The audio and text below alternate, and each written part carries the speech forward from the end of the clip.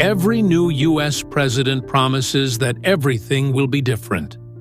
A new era, a reset, respect.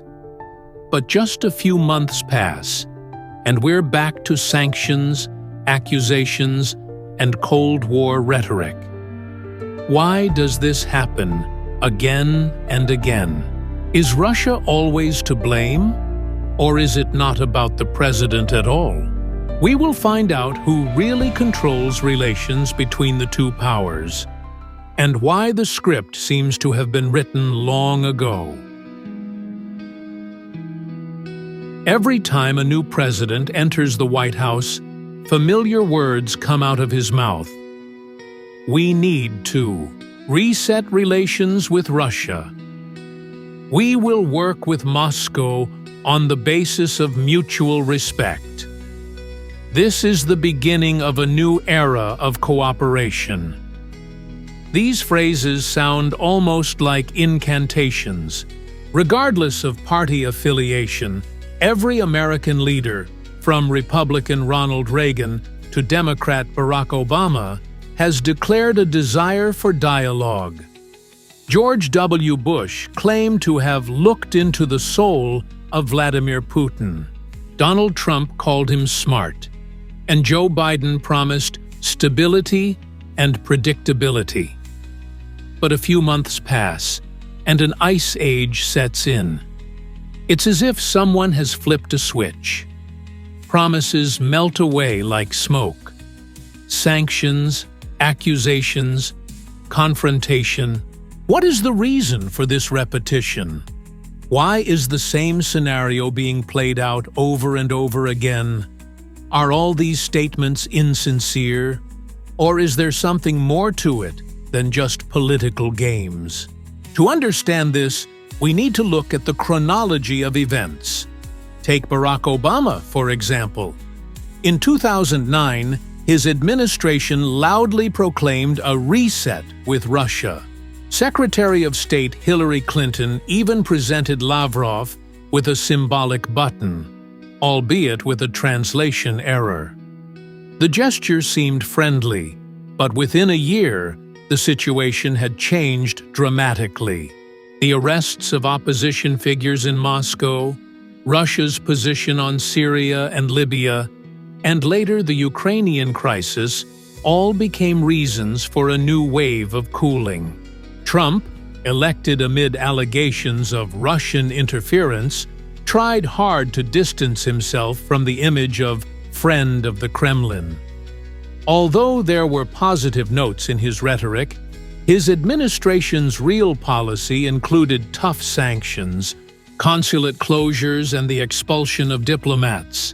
In fact, the measures taken under him were even tougher than under Obama. In his first telephone conversation with Vladimir Putin, Joe Biden spoke of the need for predictable and stable relations. But just a few months later, the United States imposed sanctions on Russia, accusing it of cyber attacks and interference in elections. History is repeating itself. One might assume that presidents change their minds, that they say one thing during the election campaign and another once in office. But the coincidence of scale and timing suggests that there is something systemic at play here. It cannot be that every head of state follows the same path, from friendliness to aggression, on their own initiative. This leads to the conclusion that perhaps it is not the presidents themselves who are to blame. Perhaps they do not have complete control over foreign policy. Perhaps there are more stable mechanisms within the American system that shape attitudes towards Russia, regardless of who is in power. But who triggers them, and how? The U.S. foreign policy towards Russia resembles a pre-written script, where a change of actors has no effect on the course of the play. The president may start with smiles and handshakes, but very soon we see a sharp escalation. One gets the feeling that there is a certain trigger, after which everything changes. Moreover, these triggers appear with frightening synchronization, almost with every president. Let us recall the year 2008, the Georgian War. The administration of George W. Bush had previously maintained a restrained rhetoric towards Russia, but after the events in South Ossetia, a harsh reaction followed, including the intensification of dialogue on NATO expansion. In 2014, there was Crimea and the events in eastern Ukraine. Barack Obama called Russia's actions a threat to international stability and imposed a series of economic sanctions. Interestingly, he had previously spoken personally about his desire to reset relations and called Russia a regional power without global significance, an ironic underestimation that turned into a geopolitical crisis. Donald Trump found himself in a tricky spot from the start. His win was followed by accusations of Russian meddling in the election, even though no direct proof was ever found. Nevertheless, under pressure from Congress and public opinion, he was forced to impose sanctions that his own administration had formulated.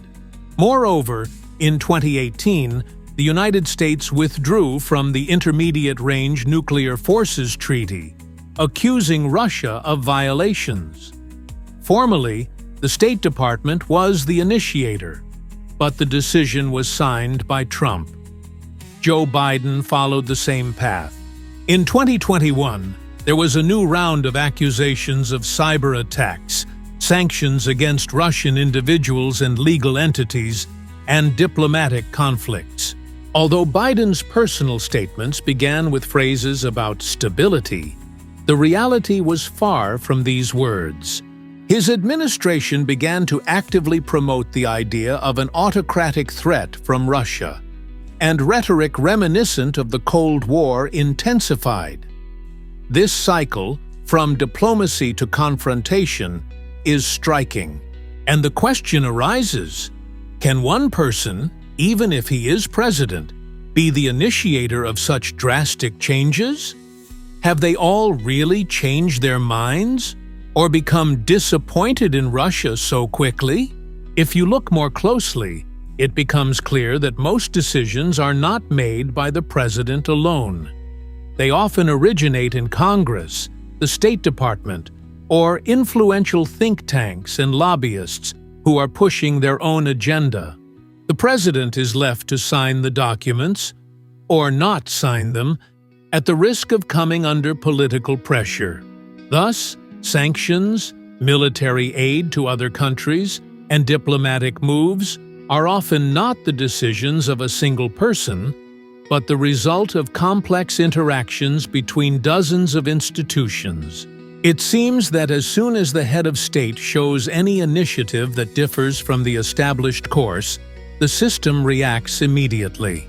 This means that we must ask a much more serious question. Who really controls U.S. foreign policy? The American political system is not as simple as it seems from the outside. The Constitution grants the president authority in foreign policy, but in practice, he is far from the only one who makes key decisions. The reality is that foreign policy in the United States is not a vertical structure, but rather a web in which each node influences the movement of the entire structure. And it is in this web that the real centers of influence are hidden. First among them is Congress. It controls budgets, approves international agreements, and introduces and enforces sanctions at the legislative level. It was Congress that passed the CAATSA law in 2017, countering America's adversaries through Sanctions Act. The law was so tough that Trump couldn't ignore it even if he wanted to. He had to sign it. Otherwise, he would have been accused of breaking the law and impeached. Next is the State Department. It's formally under the president, but it's full of career diplomats. many of whom have been through more than one administration. They have their own priorities, their own connections, and their own understanding of foreign policy. If a new president comes in with a peace plan that contradicts the long-term interests of the State Department, the system will start to resist. This resistance is invisible to the naked eye, but it works. Visits are canceled. Initiatives are slowed down. Alternative reports are drafted. The Pentagon is another colossus of influence. The Department of Defense does not simply carry out orders. It actively shapes the context.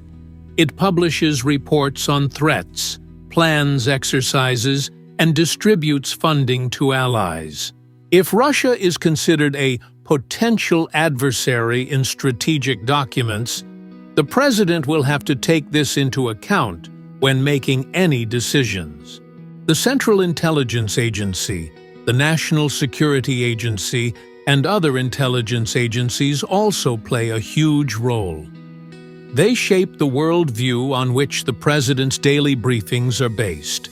And if this view paints Russia as a threat, then decisions will be made accordingly. Remember how intelligence reports about Russian interference in the elections became the main news story at the beginning of Trump's presidency, regardless of their evidence base. Finally, there are think tanks such as the Brookings Institution, the Heritage Foundation, and the Rand Corporation. They develop long-term strategies that are then taken up by officials, journalists, and politicians. These structures give birth to doctrines and roadmaps that influence dozens of decisions. All these elements form what can be loosely called the U.S. foreign policy mechanism. It works continuously, regardless of who is president. A new head of state may try to change course, but it is like turning a huge tanker. The inertia is too great, and many people have their hands on the wheel. Therefore, when we see a president promising a new beginning, but months later everything returns to the same old routine, it is worth considering whether he is merely an executor in a large system. And if so, who in this system really determines the attitude towards Russia? There is a persistent illusion that foreign policy is a chain of decisions made according to the situation. In reality, however, American foreign policy resembles autopilot set for decades to come. Even if the president intends to change course, it is not easy to do so. It is all about institutional inertia, a set of standard procedures that are automatically triggered by certain signals. This is particularly noticeable in relation to Russia. Take sanctions policy, for example. After the events of the 2000s, a veritable sanctions factory was set up in Washington. The introduction of restrictive measures became not just a tool of pressure, but an almost obligatory response to any foreign policy complication. Moreover, sanctions are often enshrined in law, making them virtually impossible to revoke. The president can express doubts or call for a review, but the mechanism is already working on its own, like a clockwork mechanism set in advance. A key detail of this system is the so-called threat checklists. There is a whole series of documents regulating who can be recognized as an enemy, sponsor of terrorism, or participant in interference. If a state, such as Russia, falls into one of these categories, the whole machine starts working.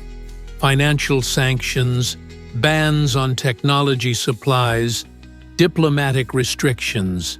The role of automatism is particularly noticeable in international structures. The United States often initiates decisions in NATO, the G7, and the OSCE. But these decisions are often made according to a template. This is not a live dialogue, but a technical process. If country A violates principle B, then reaction C follows.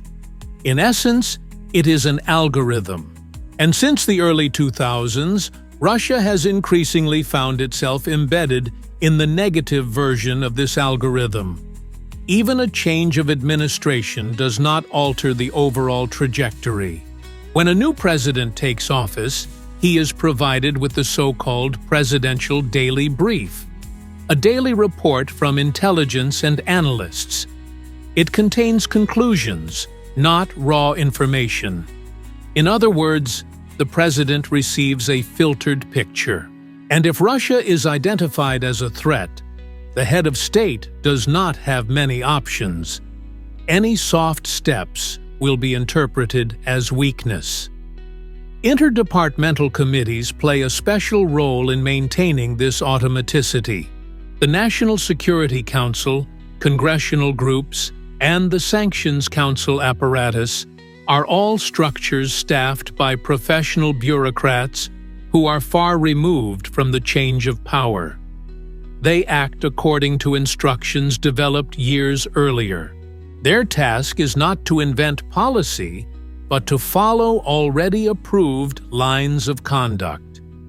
Therefore, even if the president really wants to establish dialogue with Russia, he quickly comes up against a cumbersome machine. This is the crux of the matter. The system is not designed for rapid change of course. It is designed to maintain direction despite the storm, especially if that direction is linked to containing a potential rival. And Russia seems to have long been entrenched in this role, regardless of who is in the Kremlin and who is in the White House. If U.S. foreign policy towards Russia is on track, it is important to understand why Russia has ended up on this path. Why is it perceived as a strategic antagonist? The answer lies deeper than current conflicts or ideological differences. It is rooted in the structure of American thinking, which was shaped by confrontation with the evil empire. After the end of World War II, the United States and the Soviet Union found themselves in a state of ideological, political, and military confrontation known as the Cold War. For almost half a century, Russia, in the form of the USSR, was the main other necessary for the self-identification of American society. Americans built their worldview by contrasting themselves with the totalitarian East. The enemy was not simply feared. Its image was embedded in culture, cinema, the press, and textbooks. When the Soviet Union collapsed in 1991, there was a pause. The United States, as the victor in the Cold War, began to look for new points of reference. But it proved impossible to completely get rid of the familiar pattern. Russia, albeit no longer communist or a superpower, remained a symbol of defiance. This was especially true after the Kremlin began to restore the vertical power structure and revive its ambitions on the international stage. Geopolitical factors also came into play. Russia controls vast resources, has nuclear weapons, a permanent seat on the UN Security Council, and influence in strategically important regions, from the Middle East to the Arctic. It is not just a former enemy, but a country capable of influencing the global balance of power. This means it is a potential threat to U.S. hegemony. In addition, Russia has one feature that irritates Washington. It does not seek to fit into the Western security architecture and refuses to play by the imposed rules. This is perceived not as sovereignty, but as a challenge.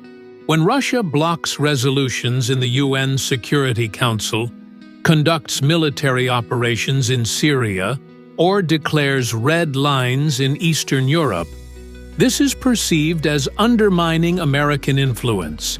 The effect of internal mobilization is also worth noting. For the U.S., the presence of a clear external enemy is a means of consolidation. It is easier to obtain funding, push through legislation, and mobilize the electorate when there is a sense of external threat. Russia, with its history, geography, and image as a dark power, is almost perfect for this role. Its image in the Western media is easy to demonize. All it takes is a hint.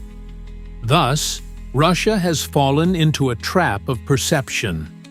Even if its actions are dictated by pragmatism, in Washington they are interpreted through a filter of suspicion, and the system itself, designed as a reactionary machine, does not allow for reflection. The role of enemy has become so firmly established that it no longer requires confirmation. It has become part of the American Foreign Policy Code, a built-in function that is activated whenever there is a disruption in the global order. If the U.S. president decides to go against the general course of action towards Russia, he will face serious resistance. This is not a conspiracy theory, but a historically proven fact. Over the past decades, several leaders have tried to change the trajectory, but their efforts have either been thwarted or have had political consequences. This suggests the existence of a kind of safety valve in the system. It reacts almost automatically to deviations from the prescribed line. One striking example is John F. Kennedy. At the height of the Cold War, he attempted to establish a more constructive dialogue with the Soviet Union. After the Caribbean crisis, he publicly advocated peaceful coexistence, signed a treaty banning nuclear tests in the atmosphere, and began corresponding with Nikita Khrushchev. Some historians believe that he was preparing a major reform of the CIA and a review of foreign policy. His assassination in 1963 gave rise to a wave of theories. But even without them, it is clear that the course towards de-escalation was interrupted. Another case is Richard Nixon. In the 1970s, he sought rapprochement with China and negotiated a strategic arms limitation agreement with the USSR. His policy of détente was a precedent that the system found difficult to accept. Soon, Nixon was embroiled in the Watergate scandal, which led to his resignation. Although a direct link to foreign policy has not been proven, his attempt to break out of the usual logic of confrontation ended in the collapse of his career. Donald Trump is the most recent example. From the outset, he demonstrated a position unusual for Washington. He rejected anti-Russian rhetoric and spoke of the possibility of cooperation. At a meeting with Vladimir Putin in Helsinki, he even publicly questioned the conclusions of American intelligence. This caused a storm of indignation in Congress, the media, and among part of his own administration. Almost immediately afterwards, he was hit by a wave of criticism, and pressure mechanisms were activated, including investigations and threats of impeachment. Such examples suggest that any deviation from the authorized line on Russia is perceived as a threat to the system, and not so much to foreign policy as to its internal balance. A president who tries to play outside the rules becomes a factor of instability, and the system reacts. This does not mean that there is a shadow government or conspiracy in the United States. Rather, it is a feature of the structure. There are so many intertwined interests that any unusual move triggers an immune response. Any attempt to change course is met with resistance, even if it comes from the formal head of state. Thus, the history of dissident presidents shows that even at the very top of power, one cannot simply rewrite the script. The contradiction between personal initiative and the foreign policy machine breeds conflict. And in this conflict, the system usually wins. The very system that brings every administration back to square one. Confrontation with Russia. When you hear the term deep state, associations arise with conspiracy, shadow structures, and some invisible puppet masters. In reality, everything is much more prosaic, and even more frightening because of it. Because we are not talking about fantasies, but about a real system that is so stable and self-sufficient that it works without much intervention. It does not need secret meetings or closed lodges. Its strength lies in bureaucracy, routine, and consistency. The term deep state in the United States is usually used by critics of the system to refer to the collective body of officials, military personnel, analysts, diplomats, and Secret Service agents who retain influence regardless of changes in the presidency. But if we remove the emotional overtones, we see that this is exactly what it is: an apparatus. The very apparatus that ensures policy continuity and prevents sudden moves. And it is this apparatus that shapes the automatism in relations with Russia. There is no single center in the apparatus. There is no chief coordinator of the anti-Russian line. There is a distributed structure where each element simply performs its tasks. One publishes a report on human rights violations in Chechnya, another analyses Russian military activity in the Arctic, and a third updates the list of sanctioned individuals. Together, this creates a flow of decisions, interpretations, and actions that form the overall picture. Added to this are the media, think tanks, defense contractors, and political consultants. None of them are united in a conspiracy, but they all operate within the same logic. The logic of a sustained perception of Russia as a challenge. This logic is embedded in the discourse. It does not need direct instructions from above. It lives a life of its own, fueled by the history of the Cold War, new incidents, the interests of the military-industrial complex, and even electoral strategies. It is important to understand that the system has no interest in change. Any attempt at rapprochement, dialogue, or reset is perceived as instability, and the system's task is to prevent instability. Therefore, even if the president sincerely wants to change course, he quickly comes up against an impenetrable wall, and his decisions are either watered down, cancelled, or replaced. In this sense, the deep state is not the enemy of democracy, but its byproduct. It is a consequence of the desire for stability, predictability, and controllability. But this is precisely what makes the system inert, especially on issues that require flexibility and a re-evaluation of old approaches. Russia, in this equation, acts as a fixed image of the enemy. Perhaps not out of malice, but out of inertia. But that does not make it any easier, because until the system begins to reflect on itself, change is impossible. And without change, the president, whatever his name may be, will be nothing more than a temporary figurehead. The show goes on according to a script written long ago.